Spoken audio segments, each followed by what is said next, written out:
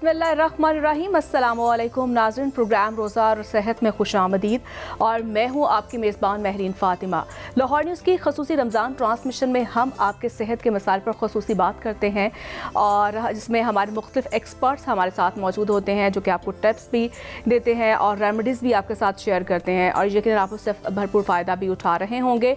और आज हम अपने प्रोग्राम में बात करेंगे सेहत के हवाले से, किस तरह से आप अपने वज़न को कम कर सकते हैं जो कि सबसे बड़ा मसला ख़वातीन के लिए समझा जाता है। तो इसी हवाले से आज हमें ज्वाइन किया है ज़ोहा अकरम, माहिर ग़िज़ायत हमारे साथ मौजूद होंगी। बहुत शुक्रिया ज़ोहा, कैसी हैं आप? जज़ाकल्लाह खैर, thank you so much for having me on the show. अल्हम्दुलिल्लाह मैं बिल्कुल ठीक ठाक। और बताएं रमज़ान कैसा जा रहा है आपका? अल्हम्दुलिल्लाह रमज़ान बहुत अच्छा जा रहा है और इतना रूह परवर आप लोगों की ट्रांसमिशन का माहौल होता है तो इसको देखकर और भी दिल खुश हो जाता है। बहुत शुक्रिया आपका। ज़ोहर, सबसे बड़ा मसला ख़वातीन के लिए, बल्कि मुझे लगता है मर्दों के लिए भी ये मसला है, जो कि अपना वेट है उसे कैसे कम किया जा सकता है। ख़ास तौर पर रमज़ान में हम इतनी ऑयली चीज़ें इस्तेमाल कर रहे होते हैं, हम ऐसी डाइट का इस्तेमाल कर रहे होते हैं जैसे कि मुझे लगता है कि वेट तो कम बल्कि ज़्यादा ही बढ़ता है। क्या इसकी वजूहात क्या है, इसके लिए क्या आप शेयर करेंगे हमारे साथ? सबसे पहले तो ये कि अल्लाह ताला कुरान मजीद में फरमाता है सूरह अल बकरा में कि ए ईमान वालों रोज़े रखो जैसे तुमसे पहले उम्मतों पर रोज़े फ़र्ज किए गए थे ताकि तुम परहेजगार बन सको। तो हर चीज़ की कोई ज़कात होती है, इसी तरह हमारे बदन की ज़कात रोज़ा है और रोज़ा क्या है? ढाल है। ये एक बेहतरीन अपॉर्चुनिटी है और आज का शो देखने के बाद आप लोग जो लोग वेट रिड्यूस करना चाहते हैं वो लिटरली मुझे दुआएं देंगे अगर इन छोटी सी टिप्स को रमज़ान के अंदर फॉलो कर लें। आपने करना क्या है कि सहर के अंदर वेट रिडक्शन के लिए 2 खजूरों का इस्तेमाल करना है। वही 2 खजूरें आपने अफ्तार के अंदर भी इस्तेमाल करनी है, ठीक। और सहर के अंदर ब्राउन ब्रेड स्लाइस के साथ स्क्रैम्बल्ड एग या फ्राइड एग या ऑमलेट लिया जा सकता है। नहीं तो तिब्बे नबी सल्लल्लाहु अलैहि वसल्लम से साबित जो हज़रत आयशा रज़ी अल्लाह ताला अन्हा भी पकाया करती थी, तलबीना जौ के दलिए का इस्तेमाल करें और इसके अलावा दही का इस्तेमाल किया जा सकता है और लस्सी का इस्तेमाल भी कुछ हद तक किया जा सकता है। अफ्तार में फ्रूट का या फ्रूट चाट का इस्तेमाल लाजमी करें जिसके अंदर मसाला जात ज़रा कम डालें और दही पुल्कियों का भी इस्तेमाल किया जा सकता है। लेकिन वेट रिडक्शन के लिए ज़रूरी ये है कि फास्टिंग के वक्त यानी कि रोज़ा के दरमियान में जो भी वेट रिड्यूस करना चाहता है वो 45 मिनट्स की, 60 मिनट्स की या 75 मिनट्स की वॉक लाजमी तौर पर करें। तो सिर्फ यही करने से 5 to 6 kg with in 1 month weight reduce हो जाएगा। और कुछ लोगों का 10 kgs भी, क्योंकि पर्सन टू पर्सन वेरी करता है ना, physique, metabolism, body to body vary करता है, तो कुछ लोगों का 10 kgs भी रिड्यूस हो जाता है सिंपल वॉक, एक्सरसाइज और डाइट को कुछ पोर्शन कंट्रोल करने से। अगर डिनर की पोर्शन में कुछ लेने का दिल करे तो होल व्हीट चपाती मीडियम साइज की, उसके साथ पल्सेस का चिकन का पोर्शन। सहरी से हम स्टार्ट करते हैं। सहरी में क्या डाइट, क्या प्लान होना चाहिए? सहरी में बिल्कुल जिस तरह बताया कि स्क्रैम्बल्ड एग, फ्राइड एग या ऑमलेट के साथ ब्राउन ब्रेड ली जाए तो वो ज़्यादा बेहतर है। उसके 2 स्लाइसेस लिए जा सकते हैं। योगर्ट का इस्तेमाल भी किया जा सकता है।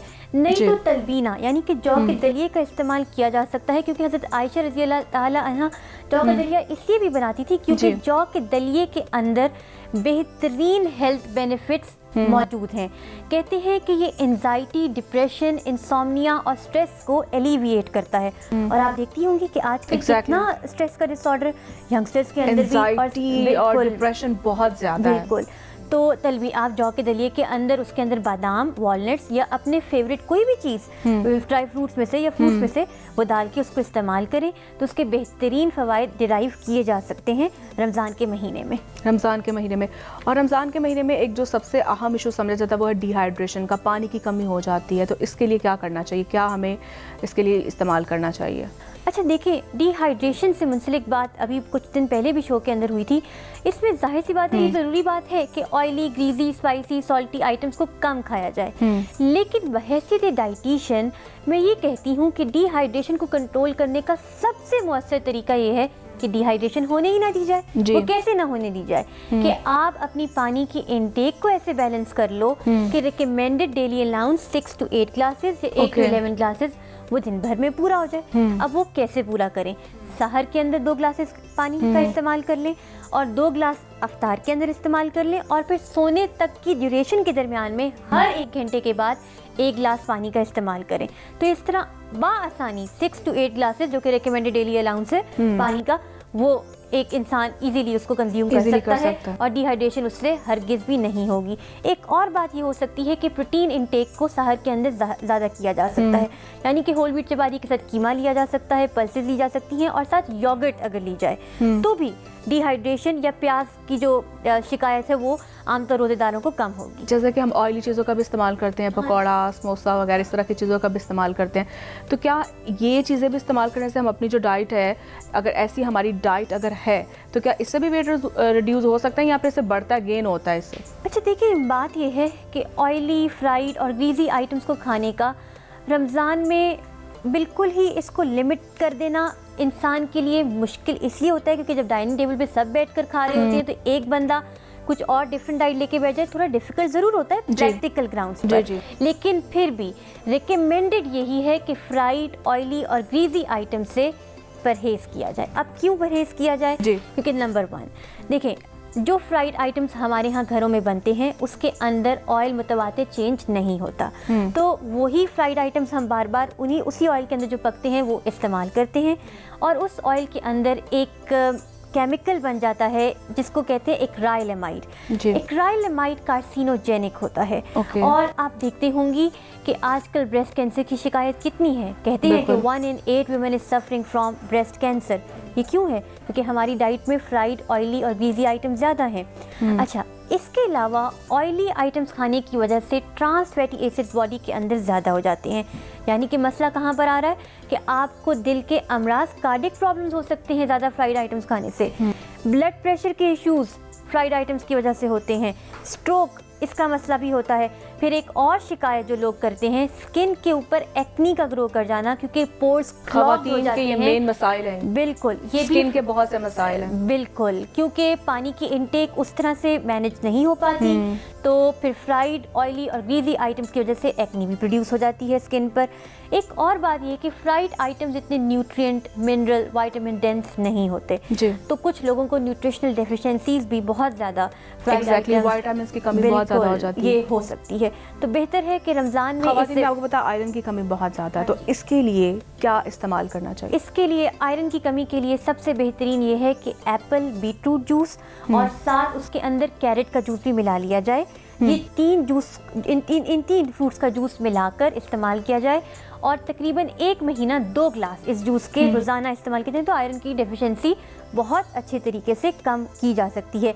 इसके अलावा जिन लोगों को आयरन डेफिशिएंसी एनीमिया होता है, इस्तेमाल की जाती है। हाँ बिल्कुल। क्या इसके भी साइड इफेक्ट्स होते हैं या इससे कोई फायदा होता है इससे? कुछ ऐसे ऑटो इम्यून डिसऑर्डर्स भी होते हैं जिनके अंदर दवाई के इस्तेमाल की वजह से पेशेंट के अंदर, क्लाइंट के अंदर आयरन डेफिशिएंसी हो जाती है।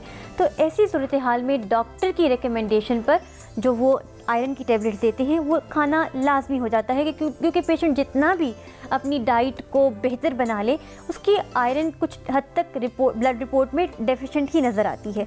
तो उसके लिए बेहतर ये है कि वो टैबलेट जो डॉक्टर ने रिकमेंड की है वो भी ले और साथ साथ अपनी डाइट को लाजमी इम्प्रूव करें, जो है वो ज़रूरी है उसके लिए। अब रमज़ान में तो खैर चलिए, रमज़ान में भी सहर से 1 घंटा पहले या आधा घंटा पहले एक सेब की सर्विंग लें। वो लोग जिनको आयरन डेफिशिएंसी है वो लोग, बेहतरीन रहेगा उनके लिए। बीटरूट का जूस इफ्तार में इस्तेमाल किया जा सकता है। जिस तरह से आप बता रही हैं आयरन की, यानी इसके लिए मेडिकेशन वो ज़्यादा ज़रूरी है। आप इसके साथ फ्रूट्स जो हैं उसका कौन सा इस्तेमाल करना चाहिए? देखिए, फ्रूट्स और मेडिकेशन का इस्तेमाल ये मुनहसिर है एक पेशेंट टू पेशेंट की कंडीशन पर। एक नॉर्मल पेशेंट के लिए, हाँ, और एक अगर बीपी का पेशेंट है उसके लिए। ठीक, एक नॉर्मल पेशेंट के लिए तो रिकमेंडेड ये है कि वो डाइटरी ऑप्शंस के जरिए अपने आप को ऑर्गेनिक चीज़ों के जरिए, फ्रूट्स के जरिए, बीटरूट जो भी हो गया, एप्पल, कैरेट, इन सब का जूस बनाकर उसके जरिए से अपने आप को बेहतर करे, हेल्थ में बेहतर करें, न्यूट्रिशनल स्टेटस को इम्प्रूव करके। लेकिन जो मरीज खुदा न खास्ता ऑटो इम्यून डिसऑर्डर, जिसमें रूमेटॉइड आर्थराइटिस है, इतनी हैवी मेडिकेशन होती है और उसमें फिर वो इस तरह की बात का स्टीरॉयडल इंजेक्शंस पर पेशेंट्स होते हैं, तो ऐसी केस में डाइटरी ऑप्शंस पर ही मुनहसर करना और आयरन की टैबलेट्स ना लेना नुकसानदेह भी हो सकता है, क्योंकि आयरन स्टोर्स कुछ हद तक डिप्लीट होते ही चले जा रहे हैं क्रॉनिक एलिमेंट्स में। तो उसमें फिर आप डाइटरी ऑप्शंस पर भी फोकस करोगे और जो डॉक्टर की बताई हुई मेडिसिन है उसको भी लाजमी तौर पर लोगे। और अगर एक कोई डायबिटिक पेशेंट है उसके लिए? डायबिटिक पेशेंट के लिए डाइट के हवाले से आप पूछना चाह रही हैं? डाइट के हवाले से क्या डाइट प्लान होना चाहिए? डायबिटीज़ के लिए देखिए सबसे पहली बात तो ये कि लोडेड अफ्तारी मत करें। जितने भी डायबिटिक्स हैं लोडेड अफ्तारी मत करें, ऑयली ग्रीजी आइटम्स मत खाएं, शुगरी आइटम्स स्वीटेंड आइटम्स मत खाएं। उसकी जगह जो वाइट चीज़ें हैं उनको ब्राउन के साथ सब्स्टिट्यूट कर लें, यानी कि ब्राउन राइस, ब्राउन शुगर और ब्राउन रोटी, ये इन 3 चीज़ों का इस्तेमाल कर सकते हैं। और इसके अलावा ये कि फ्रूट्स में भी डायबिटिक्स को आमतौर पे क्योंकि अगर सही तरीके से शुगर लेवल्स अगर मैनेज ना हो पाएँ तो उसकी वजह से शुगर बॉडी के अंदर ग्लूकोज लेवल स्पाइक अप कर जाते हैं। तो फ्रूट्स में भी बहुत ऑप्शनल सी चीज़ें हैं जो वो ले सकते हैं, जैसे कि सेब का इस्तेमाल, वो भी बहुत फरावानी के साथ डायबिटिक पेशेंट नहीं कर सकते। लेकिन अमरूद आमतौर पर रिकमेंड कर दिया जाता है कि अगर वो अपनी डायबिटीज़ लेवल्स को मॉनिटर सही कर सकते हैं, अगर घर के अंदर ग्लूकोमीटर मौजूद है तो वो इस तरह के फलों का इस्तेमाल कर सकते हैं। उनके लिए बेहतरीन ये चीज़ भी है कि आधा चाय का चम्मच 1 या ½ टीस्पून और 1 टीस्पून मेथी पाउडर पानी के 1 गिलास के अंदर डाल के रोज़ाना इस्तेमाल करें। डायबिटीज़ की शिकायत आहिस्ता आहिस्ता कम होगी, यहाँ तक कि दवाइयों से निजात भी हासिल हो सकती है। ज़बरदस्त, बहुत अच्छी टिप बता रही हैं आप। एक और चीज़, डायबिटीज़ के पेशेंट सिनेमन टी का इस्तेमाल करें, उससे भी ये जो डायबिटीज़ के जिस तरह बहुत ज़्यादा यूरिनेशन, बहुत ज़्यादा स्वेटिंग, ये तमाम तो क्या ये बीपी का जो पेशेंट है वो भी इस्तेमाल कर सकता है? बीपी के पेशेंट भी इसको इस्तेमाल कर सकते हैं। सिनेमन टी तो बहुत सारे पेशेंट्स के लिए वेट लॉस के लिए भी रिकमेंडेड है, बीपी के अमराज भी इस्तेमाल कर सकते हैं। लेकिन बीपी के मरीज़ के लिए एक एडिशनल टिप ये है कि वो लहसुन 1 या 2 अदद पानी या दूध के कप के साथ वक्त 1 घंटा 2 घंटे के बाद लेते रहें अगर बीपी फ्लक्चुएट करता है और बहुत हाई हो जाता है। साथ ये रिकमेंडेड है कि 30-45 मिनट्स की वॉक लाजमी करें और नींबू पानी का इस्तेमाल कर सकते हैं। नींबू पानी के इस्तेमाल से ब्लड प्रेशर जो कि रेज्ड अप है फौरन नॉर्मल रेंज के अंदर आ जाता है। इफ्तारी के बाद नॉर्मली आप ये कंडीशन आप ये फील करते हैं, आपको बॉडी में एनर्जी जो है फील, जैसा कि आप बता रहे हैं ऑयली चीज़ों का इस्तेमाल भी नहीं कम करना चाहिए। तो नॉर्मली अब इफ्तारी के बाद देखते हैं ना बहुत सी एनर्जी डाउन हो जाती है, तो उसके लिए हमें क्या करना चाहिए? कुछ लोग जो वेट लॉस करना चाहते हैं वो कम खाना शुरू कर देते हैं, अपनी डाइट को कम कर देते हैं, तो उन्हें क्या करना चाहिए? उसके लिए बेहतरीन सोल्यूशन ये है कि इफ्तारी लोडेड मत करें, तो एकदम से एनर्जी के लेवल्स डाउन और फ्लक्स इस तरह नहीं होंगे। बहुत हैवी इफ्तारी करने की वजह से हम जो है एक रेस्टलेसनेस फील करते हैं और बहुत सारे लोग बिल्कुल रेस्टलेसनेस फील करके लंबे होकर बेड पर लेट जाते हैं। तो उसके लिए बेहतरीन ये है कि इफ्तार के बाद आमतौर पे हमारे घरों में रवाज है ब्लैक टी का, तो वो बेहतरीन है, उसका इस्तेमाल किया जा सकता है। ब्लैक टी का इस्तेमाल किया जा सकता है, लेकिन उसके अंदर वाइट शुगर का इस्तेमाल मत करें। कोई आर्टिफिशियल स्वीटनर इस्तेमाल किया जा सकता है या फिर ब्राउन शुगर इस्तेमाल की जा सकती है। तो ये जो रेस्टलेसनेस के सिम्टम्स हैं ये उससे कुछ रिड्यूस हो जाएंगे। लेकिन बहरहाल ज़रूरी ये है कि इफ्तारी इतनी हैवी ना की जाए कि ये किसी को इस बात की शिकायत हो। ख़वातीन में नॉर्मली ब्लड की बहुत कमी पाई जाती है, आप भी इस चीज़ को आप जानती होंगी। आयरन की कमी के साथ साथ ब्लड की कमी बहुत ज़्यादा, इसके लिए हमें क्या इस्तेमाल करना चाहिए? ब्लड की कमी देखिए ये भी मुंसलिक आयरन डेफिशिएंसी के साथ ही है, तो इसमें वही फ्रूट ऑप्शंस दी जाएंगी। जैसे कि ख़वातीन को चाहिए कि रोज़ सुबह नाश्ते से पहले आधा घंटा पहले सेब का इस्तेमाल लाजमी करें, एक मीडियम साइज सेब का इस्तेमाल करें। फिर अपनी डाइट के अंदर ग्रीन लीफी वेजिटेबल्स को बहुत ज़्यादा इस्तेमाल करना शुरू करें, ब्रोकली, स्पिनच, इसका इस्तेमाल करें। मीट का पोर्शन 2 आउंस चाहे वो कीमे की शक्ल में हो उसका इस्तेमाल किया जाए। और फिर फ्रूट्स का इस्तेमाल जिस तरह बीटरूट का बताया और वो सारा इसके अंदर शामिल होता है। अंडे का इस्तेमाल ऑल्टरनेट डेज पर ऐसी औरतें कर सकती हैं जिनको आयरन डेफिशिएंसी हो। यहाँ तक कि ये रिकमेंडेड है कि boiled eggs are beneficial for elevating the symptoms of iron deficiency. तो 2 boiled eggs fair enough in breakfast और सहर टाइम में भी।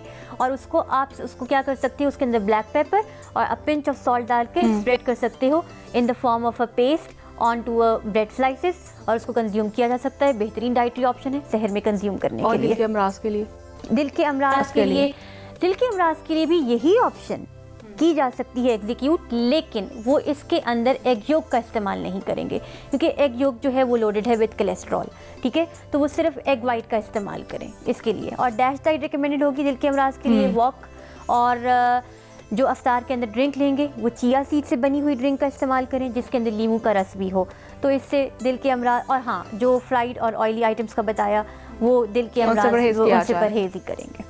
और हामला ख़वातीन जो रोज़ा रखना चाहती हैं उनका क्या डाइट प्लान होना चाहिए? देखिए, हामिला ख़वातीन के लिए बेहतरीन ये है कि वो अपनी डाइट को बाकी जिस तरह ऑर्डिनरी लोग हैं, बाकी जो हेल्थ स्टेटस जिनका नॉर्मल है, उनसे थोड़ा सा फ़र्क इसमें होगा कि उनकी कैलोरीज पोर्शन को डाइट में थोड़ा ज़्यादा कर देंगे, यानी कि 500 कैलोरीज उनको थोड़ी ज़्यादा लेनी पड़ेंगी। उनको अपने सहर का पोर्शन में भी यही तमाम डाइटरी ऑप्शन जो डिस्कस की हैं यही लेंगी, लेकिन इसको ज़रा थोड़ा पोर्शन साइज ज़्यादा कर देंगी। इसी तरह अफ्तार में चिकपीस, यानी क्या उनका डाइट प्लान होना चाहिए? इफ्तारी में क्या डाइट प्लान होना चाहिए? इफ्तारी में चने की चाट वो खा सकती हैं, दही फुल्कियाँ ले सकती हैं, फ्रूट चाट का इस्तेमाल कर सकती हैं और नींबू पानी का इस्तेमाल जिसके अंदर चिया सीड्स हों वो भी कर सकती हैं। इसके अलावा सहर में अंडे का इस्तेमाल, फ्राइड, स्क्रैम्बल्ड बिल्कुल वो कर सकती हैं। इसके साथ लस्सी का इस्तेमाल कर सकती हैं, योगर्ट का इस्तेमाल कर सकती हैं, तलबीना का इस्तेमाल कर सकती हैं, ये सब चीज़ों का इस्तेमाल कर सकती हैं। लेकिन थोड़ा सा अपना पोर्शन साइज़ इसलिए वो ज़्यादा करेंगी क्योंकि वो लेबर में है, तो इसलिए रात के डिनर में वो होल व्हीट चपाती के साथ कोई भी दाल, मीट का पोर्शन या चिकन का 2 आउंस पोर्शन जो है वो भी इस्तेमाल करेंगी तो बेहतर रहेगा। एक्सरसाइज कितनी ज़रूरी है? एक्सरसाइज डाइट के साथ अगर किसी को भी वेट रिड्यूस करना है तो ये कहना दुरुस्त नहीं होगा कि डाइट प्लान से ही या क्रैश डाइट से ही वेट रिड्यूस हो जाएगा। डाइट प्लान के फॉलो करने के साथ साथ अगर 30 to 45 to 60 मिनट्स की वॉक या एक्सरसाइज को करेगा तो उसका वज़न बहुत जल्दी गिरेगा और बहुत जल्दी रिड्यूस होगा। तो ये इम्पोर्टेंस बस ये है कि इसका ताल्लुक डायरेक्ट आपके वज़न के रिडक्शन के साथ है। तो नॉर्मली कितना वेट जो है रमज़ान में हम कम कर सकते हैं? अगर इंसान सही डाइटरी, जो अभी डाइटरी ऑप्शन डिस्कस हुई इस शो के दरमियान में और जो एक्सरसाइज की रिकमेंडेशन इस शो के तवज्जुह से मैं यहाँ पर जिक्र किया जिसका, तो 5 to 6 kgs तो इजीली रिड्यूस हो सकता है, लेकिन ये भी पर्सन टू पर्सन वेरी करता है। कुछ लोग 10 kgs भी रिड्यूस कर लेते हैं सिर्फ अपनी डाइट को रिस्ट्रिक्ट करके, सिंपल 70 मिनट्स की वॉक करके। कुछ लोग 10 kg भी रिड्यूस कर लेते हैं, तो ये रोल है, रिड्यूस कर सकते हैं। बिल्कुल ये रोल है वॉक और एक्सरसाइज का कि 10 kgs भी आप रिड्यूस कर सकते हैं अगर डाइट को रिस्ट्रिक्ट करें और 70 मिनट्स की वॉक रोजाना रमजान में 1 महीने तक जारी रखें तो। ओके ज़ोहा, जिस तरह से ख़वातीन में हड्डियों के बहुत से मसाइल हैं, उन्हें क्या करना चाहिए? हड्डियों के मसाइल हैं, इसमें सबसे ज़्यादा ज़रूरी ये है कि हमारे डाइट के अंदर कैल्शियम का पोर्शन और विटामिन डी का पोर्शन रिकमेंडेड डेली अलाउंस के मुताबिक हो। ऐसे कैप्सूल्स भी आमतौर पर फार्मेसीज़ के अंदर दस्तयाब हैं जो हड्डियों के अमराज की ख़वातीन इस्तेमाल कर सकती हैं, लेकिन उससे भी ज़्यादा बेहतर ये है कि वो आधा चाय का चम्मच तिल का इस्तेमाल अपनी डाइट के अंदर करें। वाइट या ब्लैक जो इसका इस्तेमाल कर सेसमी सीड्स बेसिकली उनका इस्तेमाल अपनी डाइट के अंदर करेंगी।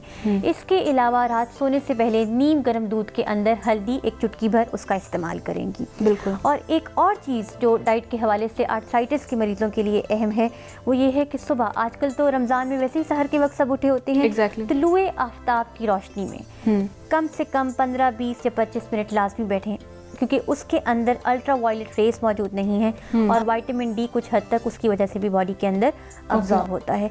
बहुत ज़रूरी है कि आर्थराइटिस की पेशेंट्स, फीमेल पेशेंट्स अपनी डाइट का बेहद ख्याल रखें क्योंकि अगर वो ऐसा नहीं करेंगी तो उनकी सेहत गिरती चली जाएगी। और ऐसे मैंने ऐसे पेशेंट्स देखे हैं जो अपनी सेहत का इतना सही तरीके से जब क्रॉनिक एलिमेंट का शिकार हो जाते हैं नहीं ख्याल रख पाते क्योंकि घर में देखिए ख़वातीन की एक्टिविटीज़ भी बहुत ज़्यादा होती हैं, बहुत सारे काम होते हैं किचन के और वो सारा, उसकी वजह से वो दुरुस्त तरीके से अपने हेल्थ स्टेटस को, लेडीज़ भी होती हैं, उन्हें भी बहुत से मसाइल का सामना करना पड़ता है। तो ये सारे देखिए कई ऐसे बाहर के मुल्कों में तो अगर कोई ये कहे कि हमें नी रिप्लेस करवाना है क्योंकि आर्थराइटिस है तो वो पेशेंट्स कुछ ऐसे वहाँ पर आएंगे, वो कहेंगे हमें माउंटेन हाइकिंग करनी है तो हमारा नी रिप्लेस कर दें। और हमारे यहाँ ये कुछ नॉर्म ऐसा है कि यहाँ पे पेशेंट डॉक्टर के पास आते हैं कि अब तो मैं चल ही नहीं सकता तो मेरा नी रिप्लेस कर दें। तो मेडिसिन के सेक्टर में भी जो हेल्थ सेक्टर है बहुत इम्प्रूवमेंट की ज़रूरत है। ज़रूरत इस बात की है कि हम अपनी हेल्थ को एक प्रायोरिटी बनाएं और अपने न्यूट्रिशनल स्टेटस को कॉशियस तरीके से हैंडल करें। रिकमेंडेड डेली अलाउंस के मुताबिक फ्रूट की सर्विंग, वेजिटेबल की सर्विंग, मिल्क पोर्शन की सर्विंग, मीट की सर्विंग सीरियल की सर्विंग और स्पेरिंगली फैट्स की सर्विंग अपनी डाइट के अंदर शामिल करें, ताकि आर्थराइटिस का मर्ज कभी किसी को लाहक मत हो। क्योंकि आप देखें इसमें जो ऑटो इम्यून डिसऑर्डर है रूमेटॉइड आर्थराइटिस, इसमें तो आपकी इम्यूनिटी ही आपके खिलाफ काम करने लग जाती है, और फिर आप देखते हैं कि वक्त के साथ साथ आपके तमाम ऑर्गन्स इफेक्ट होने लग जाते हैं। किसी की विजन इम्पेयरमेंट भी हो जाती है ज़्यादा स्टेरॉइडल इंजेक्शंस का इस्तेमाल करने से। खुदा न खास्ता स्टमक के जो लाइनिंग है वो इन्फ्लेमेट हो जाती है ज़्यादा हैवी मेडिकेशन को कंज्यूम करने से। और मैंने देखा कि कुछ लोगों को लंग डिजीज़ तो ये क्या है, इम्यूनिटी डिसऑर्डर्स में सबसे ज़्यादा ज़रूरी ये है कि हम अपनी डाइट का और हेल्थ को प्रायोरिटी बनाकर न्यूट्रिशनल स्टेटस को इम्प्रूव करें डॉक्टर की एडवाइस के साथ साथ। ठीक है, डॉक्टर की एडवाइस बहुत ज़रूरी है और मेडिकेशन भी इसके साथ बहुत ज़रूरी है नाज़रीन। और यकीन आपने कुछ ना कुछ सीखा होगा। तो इसके साथ ही मुझे इजाज़त दें क्योंकि प्रोग्राम का जो वक्त है वो ख़त्म हो चुका है। कल फिर आपसे मुलाकात होगी। अल्लाह ने के पास।